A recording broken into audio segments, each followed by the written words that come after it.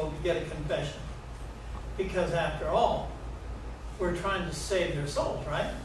And if the devil is in possession of their souls, then you're doing them a great favor. Particularly these women, you're doing them a great favor. You're saving their souls because they are going to be, you see, lost to damnation for eternity. If you can get them, you might kill them doing it, but if you can get them out of the clutches of Satan, you see, it's all to the good. And then, of course, the reason witches were always burned at the stake was, again, this concept of catharsis, the purification of the community from this terrible. They're assuming that these people are filled up with demonic possession, right? Yes, sir. Was this a build-up from about 1000 when the Sophia, the Catholic churches began to get a lot of churches named after Sophia, and this is a carry-on for it? Well, the thing is, you know, Sophia Wisdom was a very popular motif at that time. And it's really hard to say, you know, whether or not that had any connection. It might have. Yeah, Jimmy, go ahead. I can answer how this all started.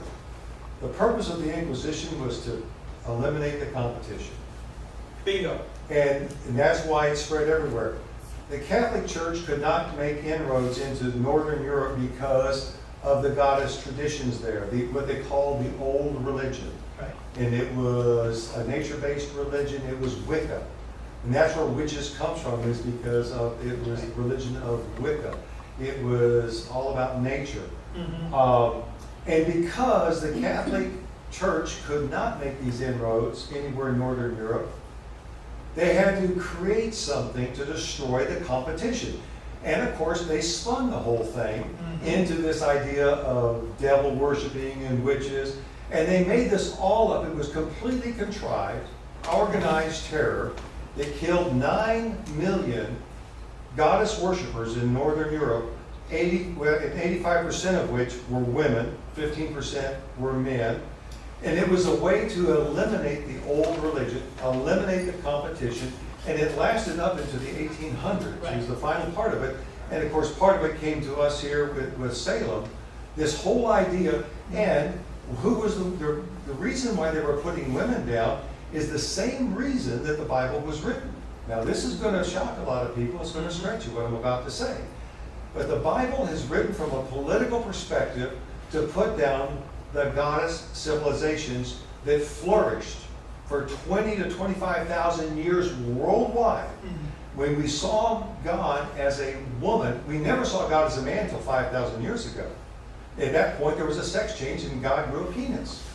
But prior to that, the divine was always considered as feminine everywhere in the world. Mm-hmm. And we've seen this through archaeology. Sites have been covered all over, and the goddess traditions had no war.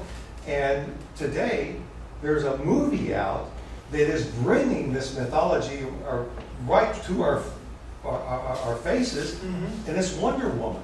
Mm-hmm. And it's a remarkable movie. And who is the heroine? Diana. You talked about Diana. Exactly. So this idea is that they've been trying to suppress women because every book in the Bible, you look at every story in Genesis, every one is to put down the goddess traditions.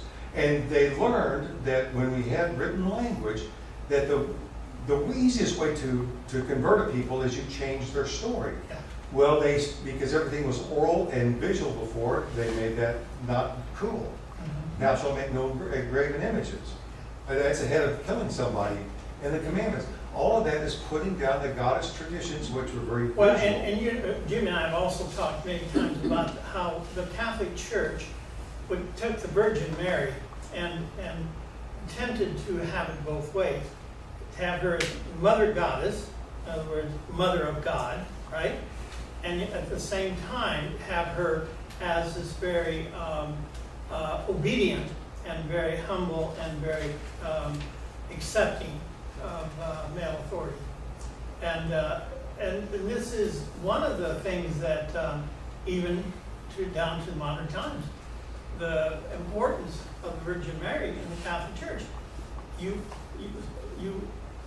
will hear this, but I'll just repeat it, and that is that the Virgin Mary has saved the Catholic Church from the disinclination of being too male by always saying, well, here's Mary, you see. And a very, very popular motif indeed. Sure, yeah. Well, even that is an interesting thing, because for the first 400 years of Christianity, who was the great Mary? Mary Magdalene. Magdalene means the great one. Right. Mary Magdalene was always known as the great Mary. The Mother Mary was never revered at all, because that was Jesus' soulmate. She and Mary Magdalene was the goddess of Christianity. Right. She was the co-creator of Christianity, Right. and she kept the message alive after Jesus died. Yeah. And so what they had to do, again, this is this misogynist theme all the way through, and it starts right with the beginning of the Jerusalem church, to stamp out the women leadership.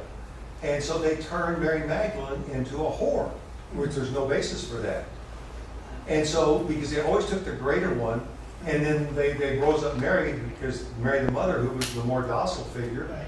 and now they praise her, but they stamped out the strong women. Exactly. You know, one of the things that it talks about in this book is what's called the Witches' Sabbath.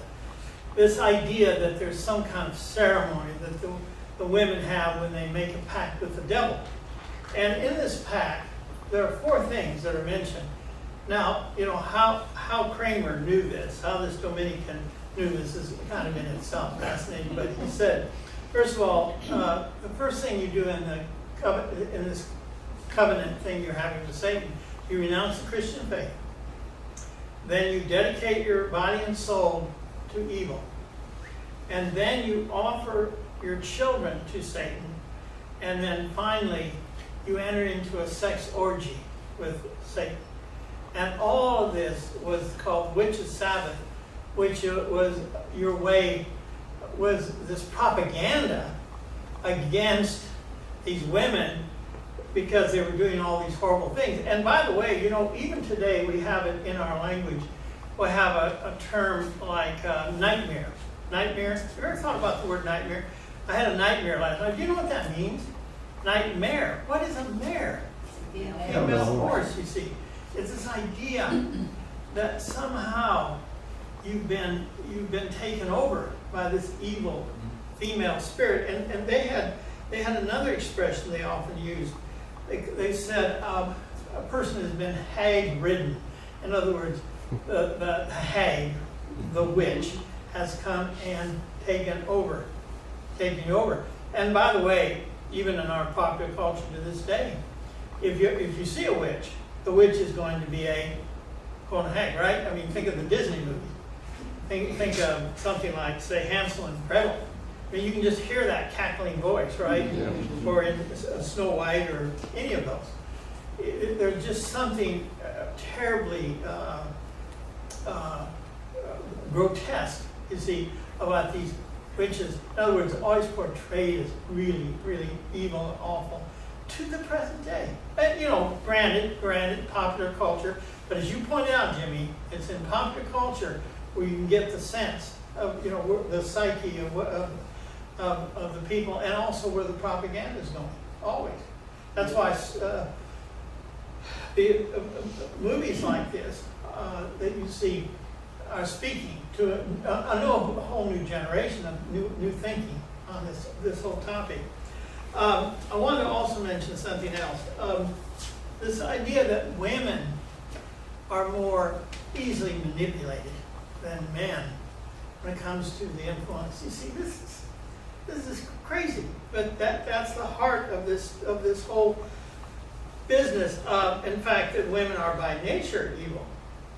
Now here's one that I'm kind of fascinated with.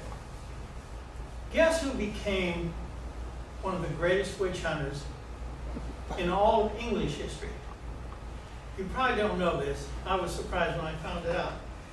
But it's King James III. King James I, who in 1603, of course, had been King of Scotland, and now was made King of England. and Scotland's way of getting England and Scotland together. This is the King James, they're authorized the King James Version of the Bible. This guy was quite a big-time witch hunter and did lots to use the political establishment in England to hunt witches. In fact, the next year, he signed into law the witchcraft laws, and they were very strict, very, very strict against the witches. Just about 100 years later, in 1735, long after James, you have a new witchcraft law, and they still have minor, tiny punishments for women practicing sorcery or men, but they're just almost innocuous, right? That's because 1735, what are we in? We're in the Enlightenment. See? Now, I am particularly interested in the role that the Dominicans played in all of this, because the Dominicans see themselves as sort of upholders, not just of the church, but of Western civilization itself.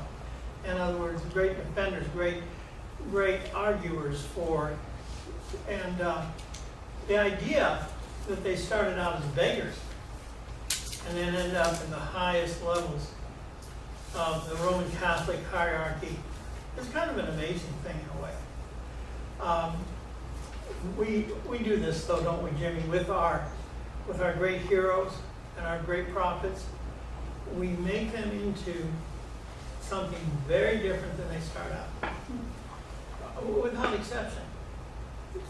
You can read this. You can read yourself about somebody, and then when that person gets popularized as a popular hero, it changes. Everything changes, and they are then co-opted by the culture, by the government, by the community, by the times, and become something very different than they were in the beginning. We see this in American culture as well as everywhere else, right? Let's just pick one out at random. Santa Claus, for example. Santa Claus, St. Nicholas, was this bishop over in Asia Minor, was a Turkey who was very helpful, went around helping people, and if he could come back, let's say he could come back somehow and see how his whole concept's been inflated, he'd become as big as Buddha, right? Buddha, there's another one, by the way. Buddha was all about the middle path, right? Mm-hmm. And so how is he envisioned? This great big guy. And, the Muslim also brought him this way? Which one? Say that again. The Muslim or Muhammad? Yeah. You mean in terms of this, making him into this? Yeah. The Islam's kind of interesting that way. Certainly, Muhammad's great experiences. For example, when he flew on his horse to Jerusalem, and there he is met by 3 men. Now, in your wildest imagination, what 3 men would come to meet Muhammad when he landed in Jerusalem on the rock? Abraham, Jesus, and Moses. Now, you talk about 3 big names. I mean, in terms of biblical, that's amazing, right? And so his mythology gets inflated also. By the way, he goes from that rock into the 7 heavens, and each heaven is ruled by one particular man. One of those heavens is ruled by Jesus. Now, so if you ask a Muslim, where's Jesus? He's up there ruling his place in heaven, of course. See? But it seems strange, right? It doesn't seem like we're talking about. But they not only believed in Islam that Jesus was a great prophet, they also believed he was born of a virgin. Isn't that extraordinary? I mean, given everything else we know about Islam, right? Yeah. Nothing more fascinating than the evolution of what basically is mythology, dealing with famous people, important leaders, teachers, and so on down through history. But I have to say to you that both of these institutions, the Inquisition and witch hunting, both served the purpose. And Jimmy, you just went right to the point, which is the Inquisition is to eliminate all competition, and witchcraft is to keep women in their place. Yeah, I grant you, there were a few men witches, sure. That's not the point. The point was keep women in their place. Pretty effective, I would say, until you get to the Enlightenment and you start to see a little bit of change. A little bit of change. But boy, it's been slow. It's been very, very slow. Yes? Only one thing. Yeah, go ahead. None of them were witches. Well, of course. None of them were witches. Of course. They were the priestesses and the priests yeah. of the old Yeah. religion. Or just ordinary women, or whatever. Yeah. I see the problem you get into, Jimmy, and you know this better than anybody, that you have to use the language that has been, the mythology has been created to communicate the point. But no, none of them are witches. I agree with St. Augustine. There's no such thing as a witch, right? They're just people, men, women, so on. I mean, think about it. Is there a male equivalent to witch? I mean, when we think witch, we think woman. Condemnation. Huh? Accusation. It's hard. Can you think of a term, a really pejorative term that we'd use that would be equivalent to witch for males? You don't have it in a patriarchal society. No, exactly. Man is God. Yeah, they have pejorative words for old guys like me, geezers and galoots and so on. but that's his kind of a joke. But I don't know. It's really hard to say. We're just about run out of time here. Is there anybody who wants to ask anything about the Cathars or anything about the Mendicant orders? What I want to get into next week, of course, are I thought we would get to it tonight, but we don't have time to get into it. The flagellants, the people who whip themselves. This is a whole another dimension. And we really, this idea of beating up yourselves is still around, particularly in Islam, to the point of you destroy yourselves. Because you're more valuable dead than alive, right? Yeah, go ahead. Was, to carry in this same period though, was any of this carried over when the Templars were put out, or is it strictly because of their... Well, the thing that's, to me, the thing that's so interesting to me about the Templars is not what they did as a religious order. No, extraordinary. They were a military religious order, but there were other famous military religious orders. What's interesting to me is their survival beyond their destruction by the church. And I have spent a lot of time studying and reading this. I'm totally convinced that the remnant of their ideas and teaching eventually was subsumed into the Masonic community world. And the Masons, by and large, believe this to be true. But what's fascinating is ideas don't die, people die, but ideas continue on. This idea of dedication to God. I mean, again, that's the core belief of the Masons, that you must believe in God. There are many things you have to believe in the Mason, but that's one of them. And then this idea that we're here for a much higher purpose. And they collected all the ancient wisdom of the world and brought it forward. I have really enormous respect for Freemasonry. and the work they've done.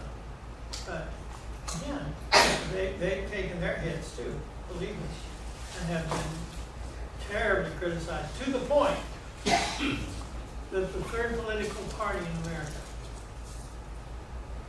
you have the party, the Federalists, and you had Jefferson, of course, his party. And the third political party in America, the anti-Masonic party. They were so obsessed that the Masons were going to take over the country, they had to create a party. One of the most famous members of that party was, of course, Henry Clay, and who ironically was also at one point a Mason. And Henry Clay was the template for the great hero of Abraham Lincoln. So we can see this in our own state, in our own world, for sure. Anything else you'd like to bring up? We have a lot more to talk about. Yeah, Bill, you got anything? Okay. We have a lot more to talk about, but I hate to get to the end here, open up a whole new Pandora's box, because once we get into it, it takes a while to get back out of it, right? So hope you can come for the finale next week. Thank you all for being here. Thank you, Paul.